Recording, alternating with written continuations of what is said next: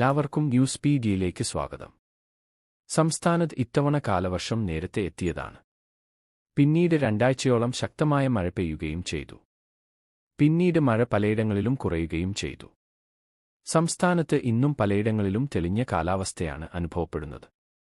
എന്നാൽ സംസ്ഥാനത്ത് നിലവിൽ പുതിയ അറിയിപ്പുകൾ വരുന്നു. സംസ്ഥാനത്ത് മറ്റന്നാൾ മുതൽ കാലവർഷം ശക്തമാകുമെന്നാണ് കാലാവസ്ഥാ നിരീക്ഷകർ പറയുന്നത്. പത്തനംതിട്ട, ആലപ്പുഴ, എറണാകുളം, കോട്ടയം ജില്ലകളിൽ മറ്റന്നാളെ യെല്ലോ അലർട്ട് പ്രഖ്യാപിച്ചിരിക്കുകയാണ് കാലാവസ്ഥാ നിരീക്ഷകർ. മഴയോടൊപ്പം 40 മുതൽ 50 കിലോമീറ്റർ വേഗത്തിൽ വരെ ശക്തമായ കാറ്റിനും സാധ്യതയുണ്ട്. ഇതിന്റെ ഫലമായി ജാഗ്രത നിർദ്ദേശങ്ങൾ ഒന്നും പുറപ്പെടുവിച്ചിട്ടില്ല. എന്നിരുന്നാലും മലയോര മേഖലയിലുള്ളവർ അധിക ജാഗ്രത പുലർത്തണമെന്ന് കാലാവസ്ഥാ നിരീക്ഷകർ പറയുന്നു. കൃത്യമായ അപ്ഡേറ്റുകൾക്ക് ചാനൽ സബ്സ്ക്രൈബ് ചെയ്യുക.